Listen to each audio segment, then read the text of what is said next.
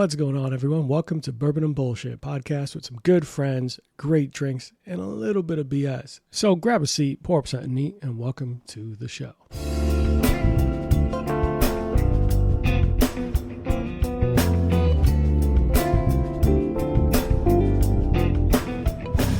All right. Hey, everyone. Today we are here. This is a pretty interesting show because I was just in the city not so long ago. So I probably could have met these two gentlemen in real life.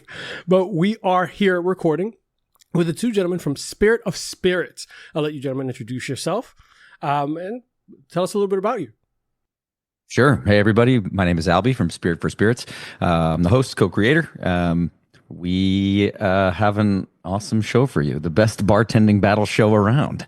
That's right. So thanks for finding us. And to my left, I'm Dave from Spirit for Spirits. I'm the other guy. I do all the behind the camera stuff. I do the editing, post-production work, but also, co-creator. And the two of us have put together what we feel is a pretty special, unique product.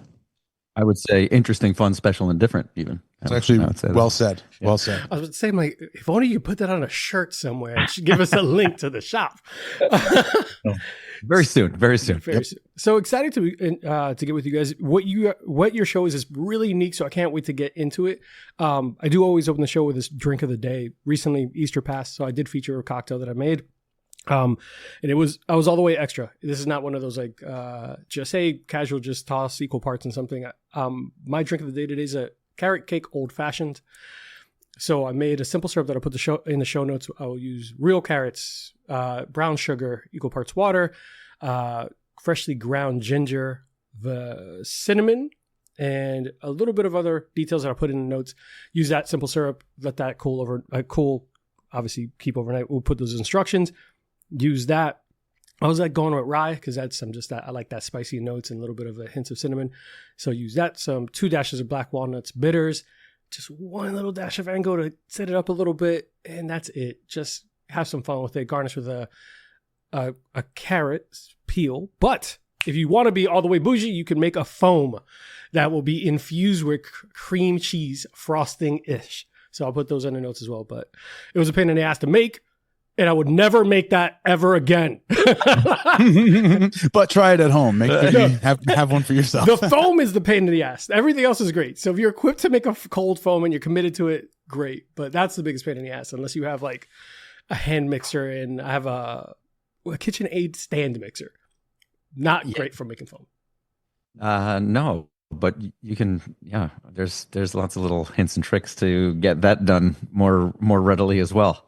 But that's another conversation, I think, for another time. Yeah, we actually have a whole series on. It lives on Instagram and also on YouTube Shorts, and it's called Behind the Stick, where we give people an opportunity. We welcome them here into Albert's home bar and teach you everything you need to know to set up your home bar and to, mix and create behind your home bar, all from his home bar. So, if anybody is interested in finding out how to make those foams and syrups and all the other great stuff, check out Spirit for Spirits on Instagram and follow the Behind the Stick journey. Yeah, we haven't gotten into a foam yet, but it's on the list. It's on my list. It's on the list. I do love that because there are a lot of people out there that are easily intimidated by the process of making things. And I'm an amateur. I am not a bartender by trade. I'm just a guy who drinks a lot and happens to have a lot of friends in the industry, like a metric fuck ton of friends in the industry. So I always end up getting to bounce ideas off their heads. My crazy creations, they give me guidance. They even offered me a device to actually make foam compressed at home. And they're like, yeah, you can borrow one. It's like, I'm not taking a $300 item and possibly breaking it because I'm a dumbass. I just want to be that honest with you. You're better. You're so funny, man. That was like you were thinking about breaking it and still returning it, and I was thinking about keeping it forever. It's like, oh, you let me borrow it, now it just lives here, like sweatshirts to girlfriends in college. Like, yeah. You know how many pieces of clothing I've lost in a it's cold out, I'll give it back later. Yeah, exactly. I was just making this one foam, and now I'm like the foam guy in the neighborhood. I just put foam on everything. Suddenly I have a YouTube series of just like foam with Arthur. Welcome to Johnny Foams. Johnny Foams. See, guys from the courtesy, like, hey, I saw your YouTube. This is week 6. Can I have it back? May I please? Yeah. No, but Very the guys cool. are the guys and gals at all those establishments are super generous with their like support and everything. So, as just a casual drinker, I'm just gonna say a semi-pro drinker and casual bartender, I guess. They always want to help me out, come up with these crazy concoctions, and some of them are different. So, I like to share with the fans. Yeah, So- man, I think that speaks to the business of hospitality, right? Just like find people who like what you do and, and how do we do more cool stuff together? That's the name of the game. So, like, Dave, when was the last time you set foot behind a bar to actually work it? Probably 15 years ago. Yeah, maybe. At least 15, maybe almost 20 years ago was the last time I was actually behind a bar. Yeah, like I did, I did a few years. I worked in New Jersey. I worked in Manhattan for a little while. So I have some experience. So it's like, it's useful sometimes when we're doing a lot of the stuff that we're doing, because I do have a familiarity with where we're at. It's not like I'm lost anywhere behind the bar. However, it's always impressive to me how really in depth we can go, and how, like, when I was behind the bar, I was just shots and beers. It's like you may make a mixed drink from time to time, but it was very much just like me following a recipe. So to go from that to seeing the way that Albert puts together the things that he puts together, the way that he gets this inspiration from a distillery and then brings it all the way through to the finished product is always very impressive to me. Bartenders in general, I think the creative side is underappreciated, right? They from the outside looking in, it's part of the reason why we do this show is to talk to bartenders, to talk to people in the service industry. And like, you're an artist in your own right. We did an interview with his master distiller, Lance Winters from St. George Distillery. He says, cool. I can't draw, I can't dance, I can't sing, but I can make you a really fucking good whiskey. And that's the same could be said about bartenders. Like, you are the bearer of secrets, good times, bad times, and creative all the way through. Like, so I respect that. Everything you guys do. Yeah. And yeah, the St. George's folks, man, I remember falling in love with the spiced pear liqueur. It was one of the coolest things I ever came across maybe 15 years ago, St. George's spiced pear. Yeah. I was just like, what is this?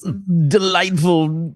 Oh my goodness. What a cool thing. Yeah. They're super, they have super cool products. They recently released a whiskey. It's a single malt whiskey called Baller. And we got to hear that story about what inspired it. And it was a ramen shop. So definitely a fun story from him.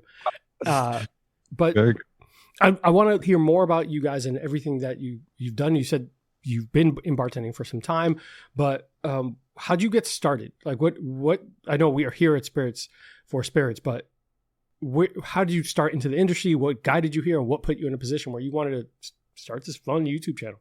Yeah, and man. Well, first of all, thanks for having us, and thanks for asking. Of course. I think this journey for me in restaurants started when I was like 12 or 13. I always say that the Little League brought us together. When I was growing up, I played a lot of baseball in Little League, and one of the kids I played with, his parents owned a restaurant. So while we're all on the field, all the parents were cahooting about our summer jobs and what we would do. And sure enough, all of us ended up working together for Anthony's dad. And we all ended up working at the Sand Dollar and, bussing tables, washing dishes. And before you know it, that just like became the summer gig for me. And I worked in restaurants, and I learned how to cook, and I learned how to clean, and I learned the importance of a day's work and all these things. And before you know it, like, well, I do all these pieces. Let me learn the next thing. So I started serving tables in some Mexican place when I was like 20. And one day I'm waiting tables, and the phone rings for the restaurant because we didn't have cell phones yet. This is pre-cell phone era. Way back when. Yeah, the actual restaurant phone rang, and I picked it up, and the girl who was supposed to bartend that day was calling out. She was in like a little fender bender, nothing big. She wasn't injured or anything, just freaking out that she had dinged up Daddy's Beamer. So so the manager was like, "Oh, okay, hold on." Like, yeah, don't worry about it. We'll see you tomorrow. He hangs up the phone and says, "Albie, get behind the bar." And that was my first bar shift. Literally thrown to the wolves on my very first shift. Of course, later on, I got to actually train that up in that place. And it was a Mexican restaurant. So I learned an awful lot about tequila and went through all kinds of like very corporate classes. And then I have a theater arts degree. I went back to school and finished a theater degree, did a couple different national tours of Shakespeare, and I wasn't in the business for about 2 years as I was working on the road. But I guess through all of that, in between and getting auditions ready and that sort of stuff, I always picked up bar gigs and bartended here, bartended there, and worked in a pub and worked in another Mexican place and worked at an Applebee's while I was in school and like whatever these things were, all these different places. And you start to pick up, not only what's good but also what's bad. And then I had come back from one of my national tours and I got a job at a Japanese lounge in Manhattan. And their cocktail program was just a bit more. And there was a lot of things that I didn't know. And it was like, oh, I have to do some freaking homework if I want to work here. And that really started this other journey for me about studying and looking at things and trying to figure out where stuff came from. And then as I got through that, I eventually ended up working at an Ian Schrager property. Ian Schrager had done Studio 54 many, many moons ago, and got into hoteling before his late unpleasantness, and then had created the movement that started boutique hoteling in the world. And I worked in this boutique hotel that was like super dark and fancy and ran this really great cocktail program. Some really great names had been behind that too, which was really cool. And I got into there and realized I still needed to study every day. And I just started diving into spirits. And that launched me into this whole other world about flavor profiles and how it just like lit me up, man. It just lit me up into like all these other things and being able to be like, wow, I can manipulate this into that. And I see how this cocktail build works. And I bet if I take it out of balance, I can replace this with that and like do all these other things that I didn't know I was going to be able to do based on flavor profiles and how some other inspiration can just start the movement for me. And I just became this really cool passion. We started teaching some cocktail classes there and that turned into this other thing. And then I said one day, wow, this would be really cool if we did it as a show. I really like being involved in these competitions and like all these other things. Yeah. And I said to this guy, I said, hey, I have this idea. I wrote a script. He goes, why is there no Bartender Battle Show? And I was like, And he's like, he's like, so there's all these cooking shows, but why is there no? Because now, remind you, this is 2018. Yeah. We're talking. Yeah. So he comes to me in 2018 and he's like, why is there no Bartender Battle Show? And I was like, great question. I was like, why don't we make a Bartender Battle Show? So up until that time, my side of the story is that in about 2012, 2013 is when I started working with the camera, working with computer software, editing, all that good stuff, special effects. I just kind of fell in love with it. I ended up making a music video for someone. Well, no, the first video I ever made was actually for Albert when he was working at the Royalton Hotel. Yeah, working at Royalton. So they had this tradition where they would every time a new hotel in the chain opened up, the existing hotels would make a welcome video, and it like basically was you would either you'd like rewrite the words to a popular song, and then everybody who worked at the hotel would do a video, like a little music video, and they would say, welcome to the hotel chain, welcome to the family, blah blah blah. Yeah. Right? Yeah. So Albert goes and he does this entire I was at that time, he and I, we had been in bands together for many years. We'd done a lot of musical stuff. So I had done a lot of musical audio engineering, recording, that type of thing. So Albert comes to me and he's like, hey, I have this silly project for the hotel. Can you make this song for me? So he rewrote the lyrics to Sexy and I Know It by LMFAO. That is hilarious. I was dying to find out which song. It was Sexy. Yeah, we'll send you a link to the video. Please I think do. it's still on YouTube. I'm going to probably put it in the show clips. Yeah. So he rewrites the lyrics. I come to his apartment and I record the song with him. Okay, mix the song for him. Okay, here you go. Here's Sexy and I Know It, your version for the hotel. Go have fun doing this silly little project that you're doing. He goes and he films a whole bunch of footage at the hotel with a friend of his who was in film. He was in New York Film Academy at the time. Right. Yeah. And so they film all this stuff, and then he gets home and he goes to load all the footage onto his computer to edit, and the files got corrupted. Yeah. So all this whole day of shooting, they lost everything. So Albert comes back. I think it was when I was living here, as a matter of fact, or not here, but in the other apartment. And he comes home and he's like defeated. And I was like, what's wrong? And he's like, well, we lost all the footage and this thing is due in like 2 days. Yeah, the hotel's going to open. They're having their opening. I don't know how we're going to get this thing done. I'm responsible for this hotel video, and now I don't know what I'm going to do. And I said, well, I have a camera. Let's go do a video. So he's like, I don't know. I was like, well, what choice do you have? Okay, let's go. So we go to the hotel. Albert, myself, and one girl who worked there. We went all over the hotel, filming everywhere we could possibly think of to film. We're in the kitchen. We're in the bath. We're in the hot tub. The bathtub, right? Like everywhere we could. He's in the gym doing his thing. Yeah, really funny. He's lip syncing this silly song. So I film this thing and then I go home and I spend like the next 24 straight hours just editing this video, just putting it together.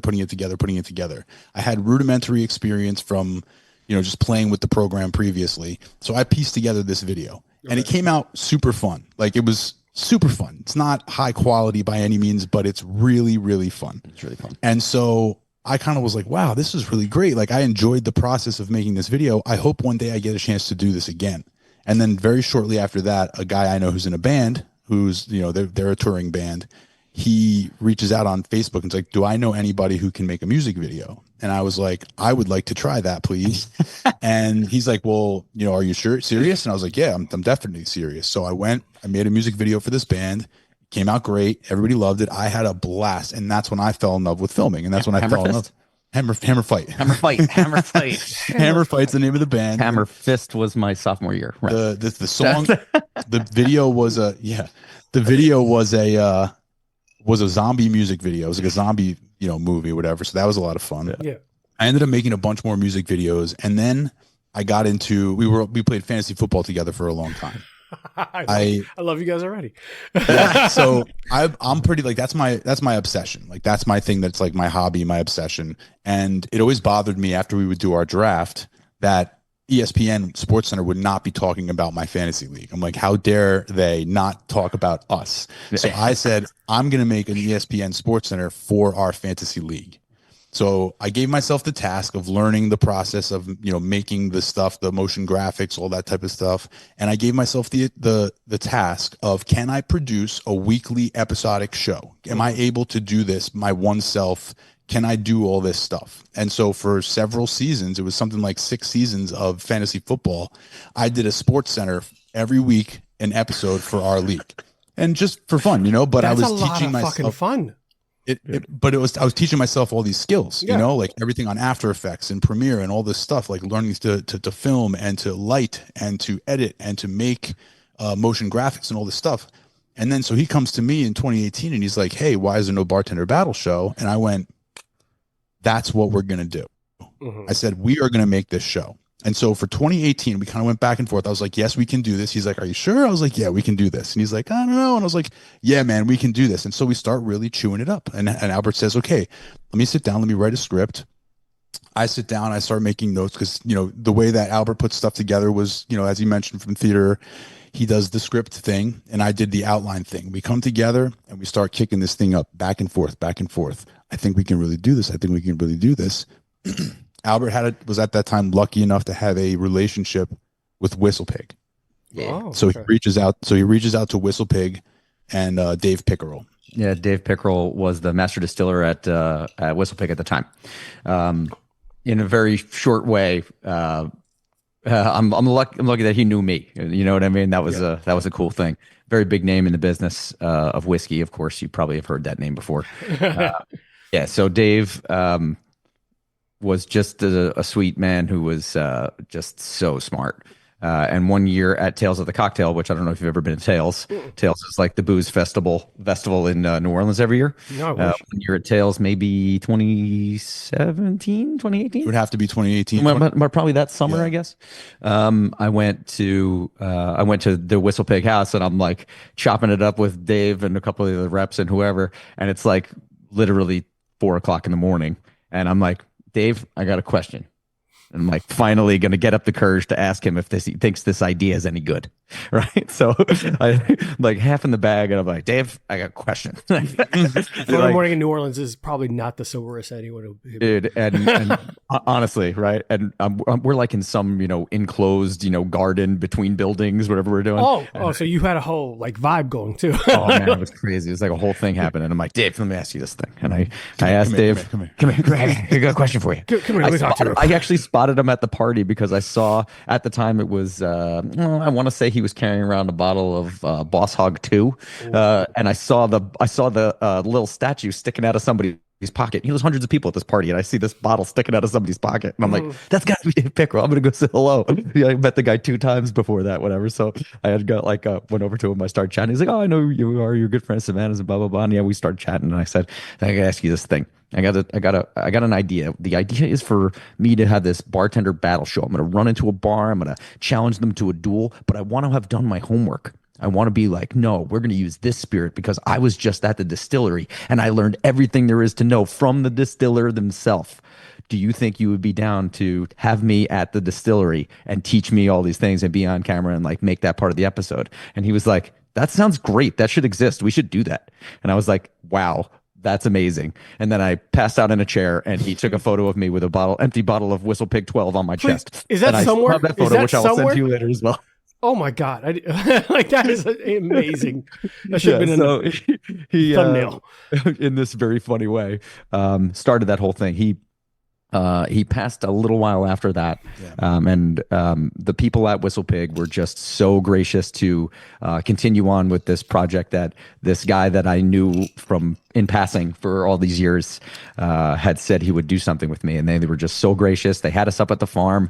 We filmed at the farm a couple of days. We drank, we ate, we were married. They literally put us up on the facility with a chef to cook for us. It was incredible. Incredible experience. So That's all the way. Yeah, and just learning everything there is to learn about that so that when we show back up to do the actual competition, we have all those things filmed and they're in the bag. And then we turn whoever's in the bar at the time in the show, whoever's sitting in the bar when we guerrilla style attacked it and challenged the bartender, we make them be the judges. So the idea for that as well, and most bartenders will tell you, it doesn't really matter what I think or what any of these other people think. The only person's opinion that should matter is the person drinking it. So right.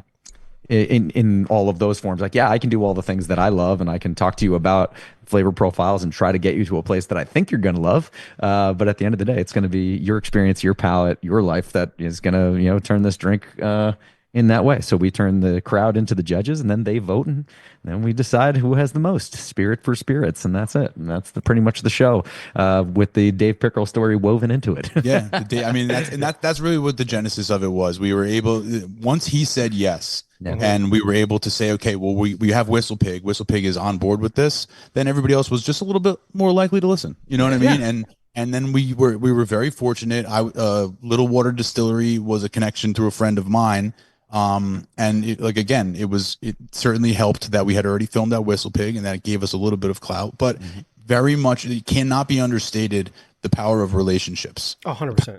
Of connections that you make with the people. Like a lot of what we did was off the back of Albert's connections that he had made all throughout those years, going from this position to that position and diving deeper in, making these genuine connections. And that's really what, allowed Spirit for Spirits to come into being, is those connections and those people believing in what we were doing. I told Albert early on, I was like, if people see that you're going to win a lot of races, they're going to want to put their logo on your race car.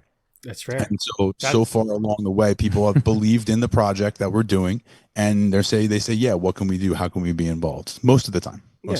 And you're right. Having that clout from something, a monster in the game like Whistle Pig is going to help you so much. I mean, you also think about that. Rest in peace. Obviously, of course, yeah. Yep. But there's a lineage there. There's a camaraderie there. So if someone knows their homeboy signed off, like, I could talk to you more. Like someone in the industry respected you enough to do a project with you, was comfortable with your project. It adds clout. So hell, there are people who are hesitant working with a show called Bourbon and BS, but then when you speak to people I've worked with, they're like, oh, super professional. The name, don't let it throw you off. It's a lot of fun. I'm like, really? You gotta have a sense of humor, Yeah. That's important too. Yeah, especially with service industry. They curse a lot. It's just funny.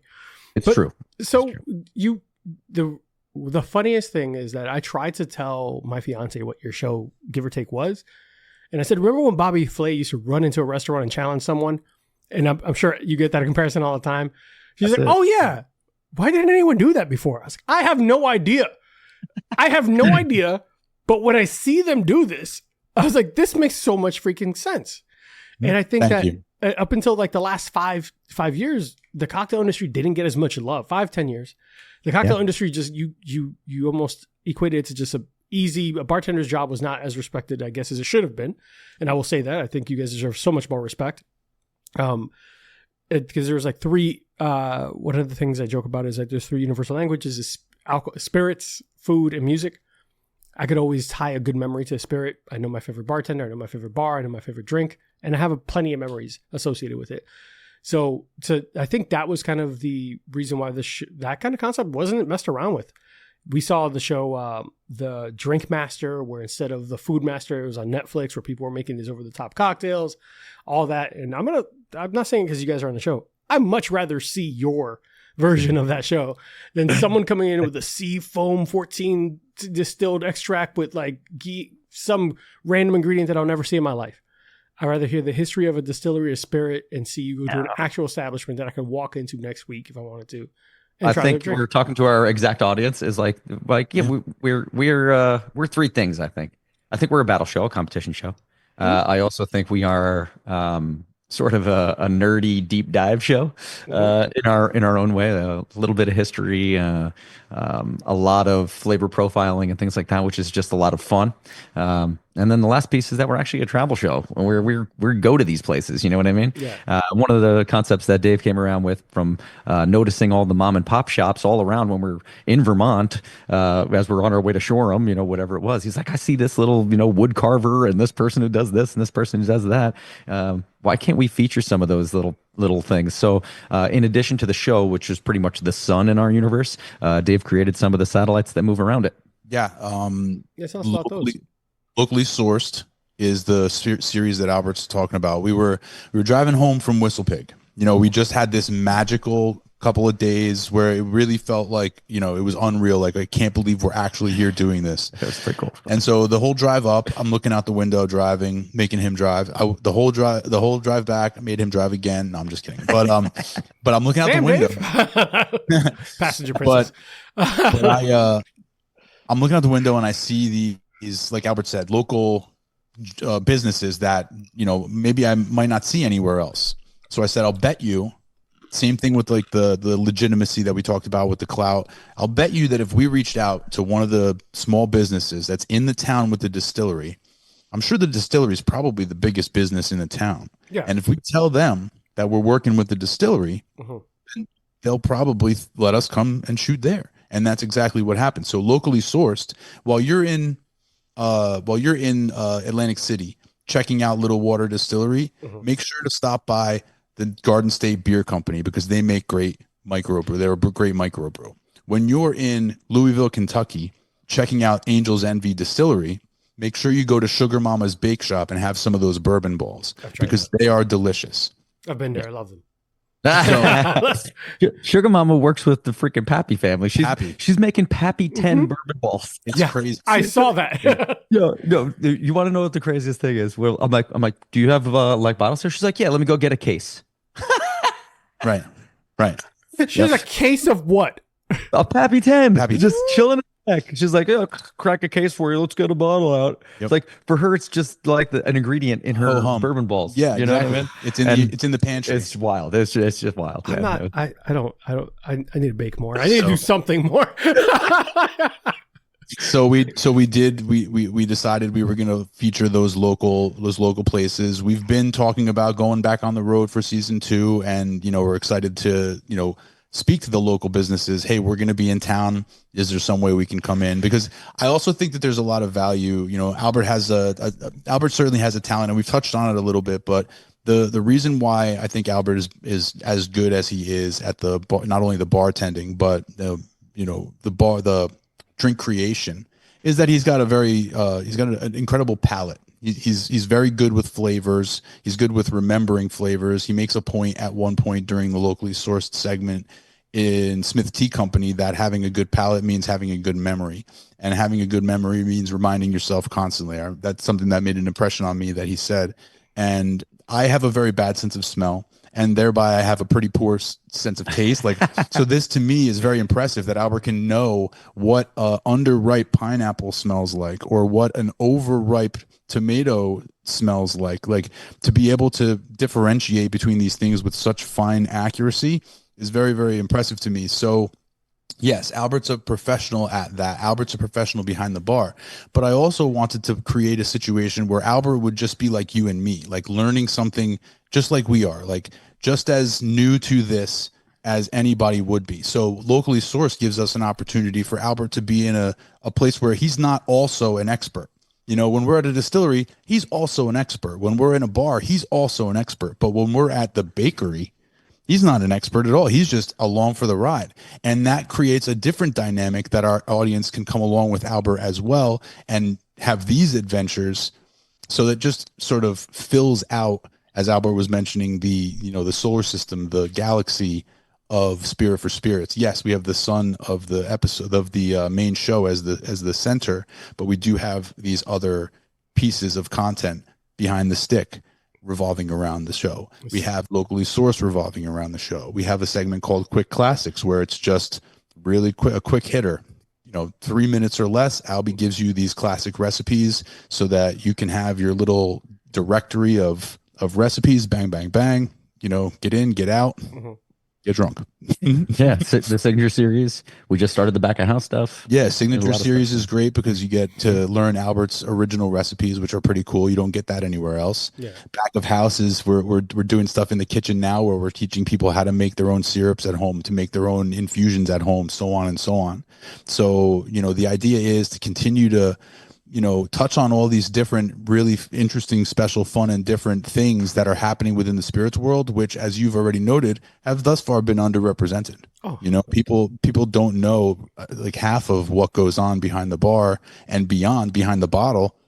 So we're hoping to shine a light on all of that. Like, the easiest comparison I can make is that people will buy simple syrup at Walmart. Like that could be something that people see as overwhelming. I don't know how to make simple syrup. Like, yes, you do. I promise you do. You do. Like something as simple as just Spirit for Spirits on Instagram, and we'll teach you how to make simple syrup. Exactly. But to your point is there are things out there that even to someone who has just dabbled a little bit, it's simple. But then there are people at home that will buy these ingredients or buy all these things and just spend an excessive amount of money because they're kind of concerned about trying this. And I think part of the fun is doing it on your own.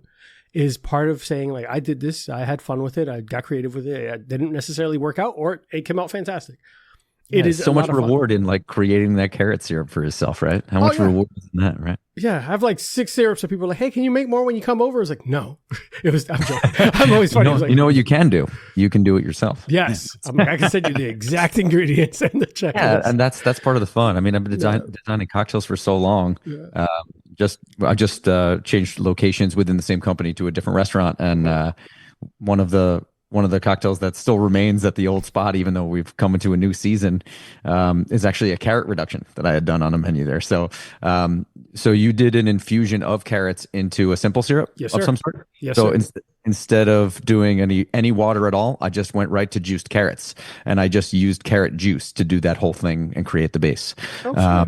Yeah, I had to manipulate it much further than that to get where I wanted to get to. You had to do a clarification process too with it to make sure. We did not. I wanted it to be orange because the actual drink is a margarita twist. So what we created was what we called vitamin A, because it actually is bright orange. Part of the design of that place was about representing the market. Okay. So once again, the theme comes into play, right? Yeah, of course. So for things that we do when we talk about where does the inspiration come from, like for me in creating a menu, there's always been like an overarching theme. In this particular menu, it was like, oh great, we're going into a spring menu. Let's represent this thing that our restaurant does. We get everything we possibly can from the most local market we have. Mm-hmm. That is our thing. How do I translate that from the kitchen to the bar? How do I then also create the same ideals of being not only farm to table friendly, but how do I reduce waste? How do I connect with my kitchen to create a full circle of all of these things?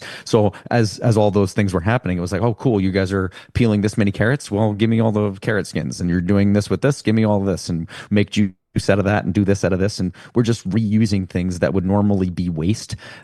Which is a great way to keep your costs down on everything that you're doing. Is that you're recycling things that were previously thrown away, and then if you're able to turn that into something interesting, fun, special, and different, then now you're talking, right? Now not only are you speaking to your own flavor profiles and making drinks that are dope, you're also speaking to these other broader things and problems in the world, and how do we solve them, right? How do we create less garbage? How do we support our local farmers? How do we do these things in a better way? And being able to do that in Manhattan is just like really freaking special. You know what I mean? Yeah, it's such a big city with so many things going on and so many unique profiles of people too, right? And clienteles. So being able to get creative is going to be so much fun out there. Guys, we're going to take a quick commercial break. Not long. We're going to get back into it very briefly. Make sure that you check them out. Interesting, special, fun, and different. We're going to hopefully get a shirt in the mail. Guys, be right back. Hey guys, here at the show, we ask that you follow 3 simple rules that'll save your night and possibly your dignity. Rule number 1, don't drink and drive. Seriously, Uber exists for a reason. If you wouldn't trust yourself to build IKEA furniture after 3 bourbons, you definitely shouldn't be behind the wheel. Rule number 2, avoid Amazon one-click buy. Drunk you thinks a medieval suit of armor is a great investment. Sober you, not so much. And then try to explain to your credit card company that. And finally, rule number 3, do not text your ex. Look, they had their chance, and you deserve better. No one ever found happiness at the bottom of a 2 a.m. I miss you text. Move on, hydrate, and remember, you're better than that. Don't do that. Don't do that. Text literally anyone else. Text your Uber driver that you missed them, but not your ex. Seriously, all jokes aside, stay safe, do the right thing, and take care of yourselves. All right, guys, now back to the show. All right, so yeah, I have a little bit of fun with my don't drink and drive. One of the things, especially when we're talking about spirits, I want to make sure people drink responsibly and do nothing stupid. Because we would hate for someone, I would feel infinitely guilty if someone was on my carrot cake old fashioned and did something silly like text their ex or, injured themselves. I feel better at texting the ex. I feel like that's the least of the. Yeah, that's the least of it. There's a hierarchy. There's definitely a hierarchy, but we gotta have fun. Sending a dumbass text happens all the time anyway. But you'd be surprised how many times that commercial sticks with people, and later on, I get a text message from a friend or a message from a listener, like, "I love your commercial. It reminded me to drink responsibly." Like, I had you instead of Beth. Yes. Doing anything. I had a couple of people tell me that they Ubered home and that would be proud of them. Good for you. That's the good stuff. Someone else will drive. I promise you. I promise you. You could call anybody. It's a very different world than we grew up in. Yeah, when we grew up, like a taxi was hard. You had to stand in front of a corner, all that kind of shit. But now there's an app where it encourages you to get in a car with a stranger. There's no excuse. There's no excuse. Yeah, not one. But so we're gonna get back into it a little bit and get a little bit more about. So you guys already kind of covered it about what inspired you to start Spirit for Spirits. There wasn't a bar battle show going on there, and you decided you wanted to create it using Whistle Pig first. What was the bar you decided to start with, and what inspired that? Did you reach out, or is it really kind of an ambush? I don't want to give too much behind the veil. You guys still got to get permission from the places to do anything. Yeah. So you have to set it up. We have to do that stuff. Also being just conscious of people's business. You don't want to actually interrupt someone's service to do this sort of thing. Yeah. Right. So we were just very friendly and kind, and we were able to start at Royalton Hotel, which was the hotel that I had worked in. Right. And we're able to challenge one of my old buddies who was there. We got the hotel to sign off on it, and we did it in an afternoon when they weren't open yet. Right. So we were able to do it before they opened. So it was an early afternoon, maybe like noon to 3, something like that. We shot in that that location, and I knew the place really well. I knew the people really well. I knew the bartender really well. I knew the product really well. It was like a thing that was just, you're getting a little behind the scenes now at the moment, but the idea of it was just like a bunch of a really cool group of people in a very special place, just coming together to make some dreams come true, man. So it was like it was just all the right moment, all the right time. The rest of it, the other 4 episodes in season 1, as we went to 5 different places, it just started to grow. And I think that real thing came out of me being involved in cocktail competitions before that. I had competed in a bunch and had some recipes get purchased. I had a recipe from Tanqueray 10 win a competition and got purchased, and they threw a party and like did a whole thing. And I have like coasters that have like my name and the recipe of the drink on them and stuff. It's like there's like cool things to pick up over the years. When a recipe gets purchased, what does that process look like from that point on? Let me see if I can remember the name of that drink. The name of that drink, I think I might have called the Corner Pocket, and I think it was all based around the full magic 8 ball of ingredients that go into making Tanqueray 10. Then I took that and designed some sort of aviation twist more or less, for that drink. And then it ended up on a bunch of summer menus. They actually bought the recipe, like had me at Diageo. Like the whole thing was very cool. So that was a pretty cool one. Yeah. Some of those I was in a finals competition. Oh my gosh, I can't believe it came up 2 days in a row. Woodford Reserve, I had been a finals competition competitor for one of their Manhattan comps here in the city. I was at that. You were at that. You did some shooting at that, which was really fun. But one of the other girls who was in that was the manager in the restaurant I went to last night. I saw her. I was like, Meg, what are you doing here? It's like, well, you work here? No, we hadn't seen each other in 10 years, and I saw her last night, and then we were just talking about it today. So I guess we'll have to have Meg on the show at some point. There you go. We'll have to get her going. She's super talented. Also, it's just like, and I think one of the things that I realized in all of this is that I'm just blown away by all the other talent that's out there. Like I never knew that my stuff was good, and then was like actually good. Like I think what I'm doing is good, and then like other people think it's good too. And then I go out there and I taste other people's stuff, and I'm like, oh my god, your stuff is so good. Like how did you get so good at this? And then I'm like, man, I want to show off what you do. And that's pretty much how we ended up with Jeffrey Alvarado, right? Because he was in a comp that I was at, and I was like, that's hey, exactly Jeffrey. Right. That was the comp, the Garrison early round of that was Garrison. that was New York's final. That was the New York final for Garrison Brothers, which I ended up winning. Yeah, I saw the video. I saw that. Yeah, they're super cool too, man. They the big prize for that was actually a barrel of whiskey. Yeah, you can't see it's off camera. It's off camera, but so I have a barrel in my garage right now. You have a barrel of whiskey in your home bar. Yeah, they did some cool stuff, man. There was a big cash prize and a barrel of whiskey, which they were like, well, it's almost a barrel. It's 30 bottles. However you want your 30 bottles, you can have them. And I was like, can I take them at cask strength? And they were like, you sure can. So I have 30 bottles. I had 30 bottles of Garrison Brothers single barrel at cask strength, 139.4 proof. Yeah, damn near hazmat. Pretty legit. high up there.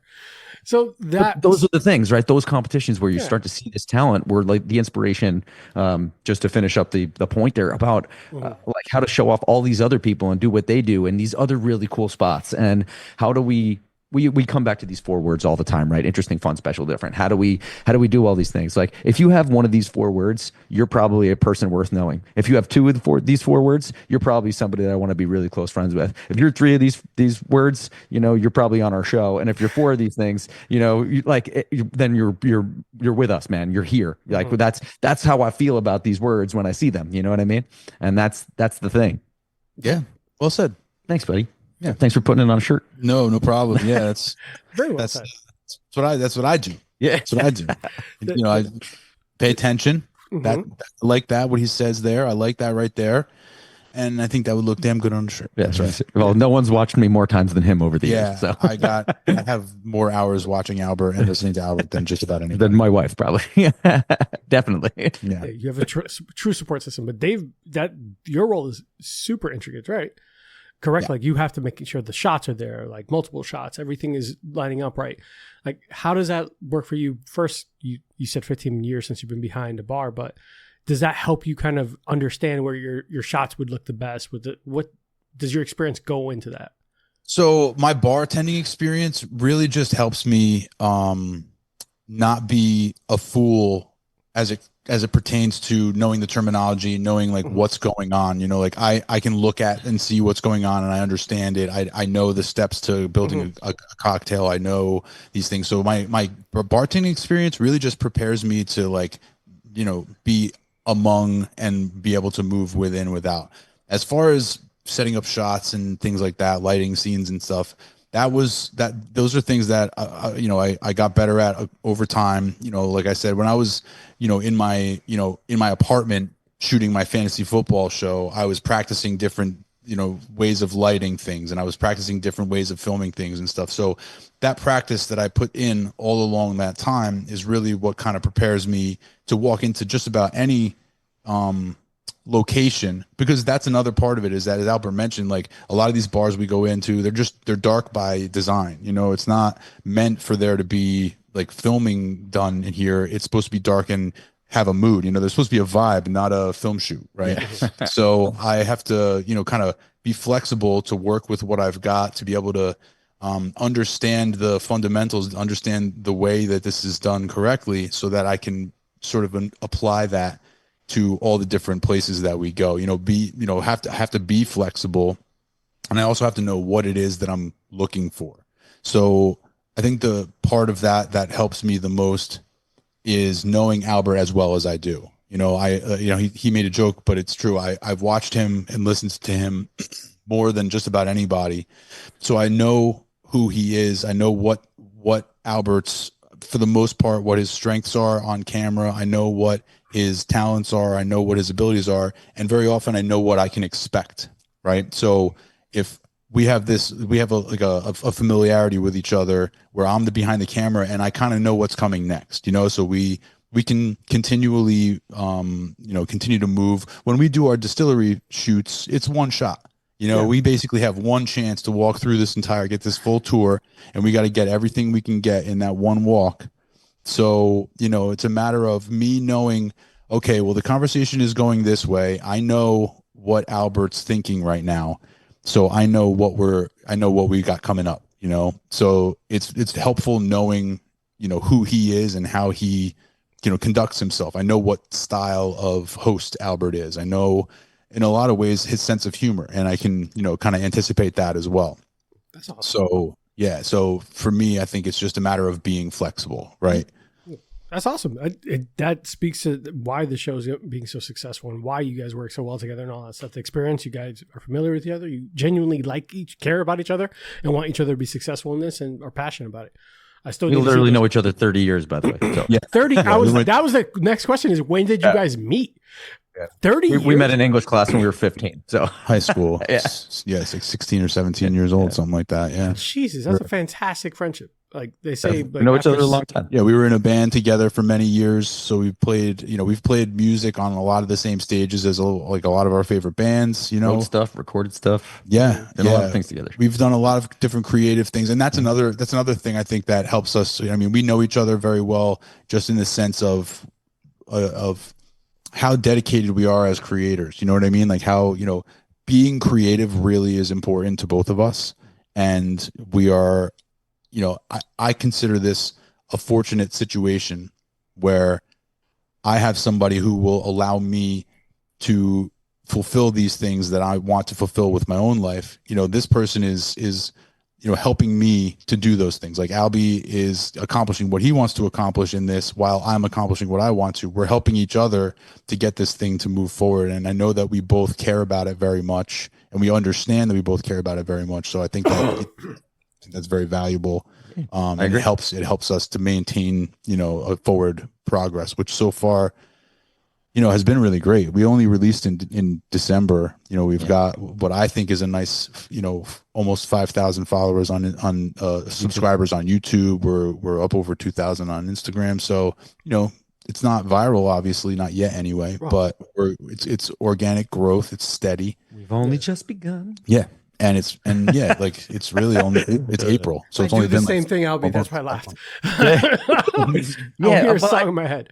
I think there's another cool piece of it too, where this is something we obviously started before COVID, right? And then during COVID times, I took care of my grandmother at the end of her life, and my dad had gotten really sick right before COVID, and he ended up passing during COVID, and a million other family things all during that time. My condolences. Thank you very much. We're all going to go through it, and we're luckier to be in our 40s and have our grandparents. That's pretty cool. So that was pretty good. Anyway, all of those things being said, like, you get to these times and the world shuts down for a whole year, and you're like, well, we were doing this project, are we still going to do it? And him wanting to still create and me wanting to still create, and we're like, well, we have all this stuff, should we just go ahead with it? Okay, let's just keep going ahead then. We'll just forge ahead and pretend like those 2.5 years didn't happen. And we'll just continue to go, man. So we were able to over a very long duration able to rally our fortitude and just get through it, and then put it out there. I commend you guys for that too. The project. Yeah. Thank you. I've believed in the project since the moment he asked me why there's no Bartender Battle Show. I've believed in what this could be, and throughout COVID shutting us down for almost 2 years, I don't think that my commitment to it or my belief in it ever wavered. And I believe in it now just as much as I did then. Yeah. And so, for me, it was like a no-brainer. Like, we're going to continue to do this.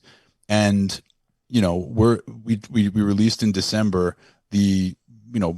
As long as, everything goes, as long as there's not another pandemic, we'll be able to release our second season within a year, Yeah. So I'm pretty happy about that. No, and so it was funny because on our previous episodes, we talked about the pandemic impacting a lot of the way people do things. And I hate to say the new normal, all that, but even people, hey, I wanted to get into roller derby. Hey, I wanted to get into this hobby. I wanted this project I was working on. I had a friend who was a filmmaker and he was going to Full Sail University, and he had to put everything on hold or at least find a new way of filming. So the fact that you and some of the friends that I've spoken to were still tenacious and still passionate enough to push through, where typically people, when they lose a little bit of steam or run into a little bit of a speed bump, say, maybe this wasn't right. Maybe this wasn't meant to be. You guys said, no, I'm going to do what the fuck I planned on doing anyway. So I commend that. There's a lot of strength and tenacity in that should be, applauded and recognized. So cheers to that, and cheers that you guys keep pushing. Cheers to you, brother. But this is important to me. This is kind of goofy, but you guys said band. Yeah. And I was not going to let that slide. Yeah. What did you guys play? I played in the band. I played guitar and I sang. And I also play bass and drums, which at different times in the band I played. Goddamn, both baby, of you're those. talented as hell, man. And, Albert was a vocalist with us, and I played the tambourine. Once in a while, the egg. I would play the egg. That's true. The egg shaker, big egg shaker guy. And then eventually Albert did pick up the guitar, and then Albert and I played in a 2-man acoustic project for a little while called Stick Figure. And we played, I had a loop pedal for my acoustic guitar, so I would make live loops right there on the stage, and we would do remixes of old school hip hop songs and R&B. Maybe let stuff. me show you how to do this. Oh my God. You guys have been having so much fun for 30 years, and I love that for you. Most of them. Some of it was fun. Some of it was fun. Some of it was, I don't remember getting home last night. Some of it was that too. That happens. Yeah, that happened. But as you well. got home. But you got home. The whole thing. That. Yeah, That's got awesome. our whole spectrum of experiences. Yeah, man. At least it was fun along the way. Yeah. Some memories are hazy, but that's part of the fun of it. You try to piece that together the next day. Why do I have a random tattoo? Whose phone number is this? And why do I have Wendy's wrappers next to my bed? It's fine. This is okay. Whose phone number is this? Do you remember the friendship shoe? Excuse me? Remember the friendship shoe? Excuse me? And with that, we're going to take a quick commercial break. And when we get back, I want to know more about this goddamn shoe. Be right back, guys. Sponsor of Bourbon and Bullshit, Big Bang Boom Collective is Orlando's burlesque and cabaret entertainment group, comprised of Midnight Fables Cabaret, Big Bang Boom Cabaret, and Foxy's Den. Follow us on Instagram at Big Bang Boom Collective, or join our VIP email list for info on upcoming shows by visiting www.bigbangboomcollective.com. All right, guys. So we are back. Stand by 1 second. Recording in progress. All right, guys. We are back. So we were not going to skate on by that, but the friendship shoe? All right, so we don't have to dwell on this too long. It's just something that popped into my head that I haven't thought about in 20 years, probably. Basically, what it was it was a fun way to collect phone numbers while we were on stage. So essentially, we would get people to, Albert would take off one of his shoes and leave it on the stage, and we'd say, hey, we like to meet new people and have new friends, so we would love to have you put your phone number in the shoe, and then we'll give you a call after the show. And it was just really nice, good, clean fun. Some kid stuff. That was interesting. Literally part of the show. That's it was a good part of the show. There was a bit to it, but the bit would be funny right now. The actual bit wouldn't be very funny. But yeah, it was just a way to collect up phone numbers, which sometimes worked. And I can neither confirm nor deny. Yeah, that's right. It was a long time ago, so we don't have to. It happened long before I met my wife. That's right. That's right. I'm married. I'm engaged to a Dominican woman, so I don't talk about those times in the past too often. All of that. Moving on. All right, guys. So, not related to the shoe. How have the audiences been responding? Because the show concept's really dope. You're in season 1 still, and we got some seasons coming up. How have the audiences been responding to it and reactions? Have you had people reach out to you? Tell me about that. Yeah, I think the first thing that I would say is the self-realization of it to me was the most important thing. It was like, we got this thing out there, and I just like smiled for 6 days. I was just like, we did, you know what I mean? Like, it's out there, and that was really cool. And to have very few negative words said about it in any way, shape, or form is super flattering and awesome, and just like really, really cool. And I think the third piece that I will say is that as we're beginning to grow now, seeing the growth in it, going from 100 YouTube subscribers when we started to nearly 5,000 right now. Just in the last couple of weeks, really, just like as things starting to grow, it has exponential potential.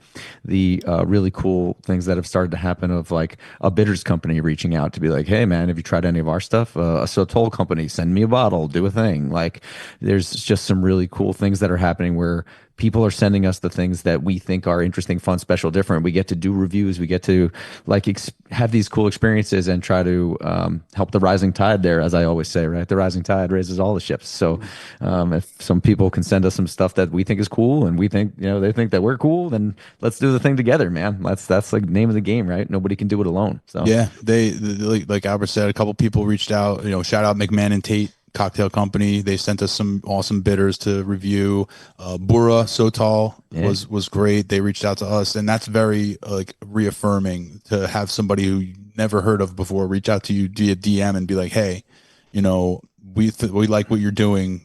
We're going to send you something. Can we send you something? Like this guy from this podcast that we heard about? Well, I actually reached out to him. I'm just saying, like, they and also like getting comments on Instagram and comments on YouTube and stuff like that, like people asking us questions, which I eventually was like, oh, eventually people are going to like ask us questions and then we can do videos on that, right? But that obviously presupposes that someone's going to like interact with us, right? Interact with us on social media, right? Yeah. But that's actually starting to happen now, where people are asking us questions and is giving us ideas to do new videos and things. So like you're reaching out, you're touching someone, and it feels really good, and like, wow, this was all worth it, right? Yeah. I love that, man. That engagement is what really motivates and drives like any creative process. Like I know that people say, make art for yourself, and people will follow and people will enjoy it. You're obviously showing the passion. You did it, but because you thought it had value, and people are enjoying it because of that passion. I think I would joke about the. You ever seen like those woodworkers online that like grinding wood and making all this stuff that you could never fucking make, but now I'm enthralled for the next 3 hours. It's the same thing with some of this, like when they see those shows, they get to nerd out, they get to learn the history, they get to see the process, they get to know like all the in-depth thing. I'm not going to build a mash bill at home, but because I see someone so passionately exploring it and discussing it and sharing the history and the notes and nuances, I couldn't tell you the caramelized leather belt, whatever. So the normal, like it's a Dave, I don't have as much of a refined palate as some of my peers. It's just what it is. I don't have it either. But I enjoy seeing the passion and that light shine. And when it was like, oh my God, then this, and you can tell these notes and these scents. And when you guys create this show, you have to watch, I'm sorry to cut you off. You have to watch the locally sourced episode with the Smith Tea Company. Okay. Albert and Ravi. We're super nerds. These two guys were nerding out harder than I've ever seen. It was like, no, I'm nerdier. No, I'm nerdier. And then it's like, no, you don't understand. I'm nerdier. And he's like, but I'm the nerdiest. And no, I'm the nerdiest. For like 45 minutes. It was awesome though, because like I said, I've never knew that someone could know specifically what an underripe pineapple smells. It's insane. I have a really good friend. His name is Chef Greg Ritchie. He is the owner, operator, executive chef of SoCo Thornton Park. He's in the industry for like 30 years. I linked him with the master distiller of Lugo's Craft Distillery here in like Lakeland, Florida, the official rum of the Jacksonville Jaguars, all that stuff. Oh. And I had them, we just all three sat down for dinner and I just watched them nerd out about every flavor. I'm like, yeah, really, this is more interesting than I expected. I'm just eating fries quietly. Like, that's me. Like, that's exactly me. That's me. Yeah. So it's so cool that you get to, one, that passion comes through in everything you do, but two, that people are interacting with that passion. They get to open up and have questions, and you created space for them to be open and honest. And I didn't say thank you yet. And thank you for saying such a sweet thing. It does mean a lot to me. Oh, no problem. Do you want me to send you that sound clip, David? I'm just gonna rip everything we're doing right now off of YouTube. It's all mine. It's all mine. I try to be gracious, man. Remix all of it.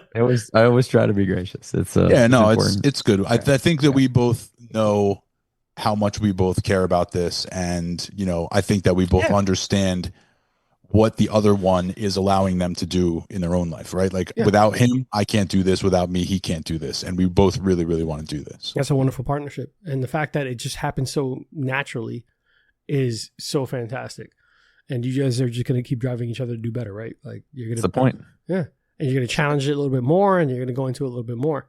Speaking of challenges, I'd like to ask kind of what was one of the challenges that you might have been worried about not winning, or when you thought, hey, this is going to be a pretty tough competition, one of the people that you might have gone against, or a drink that you went?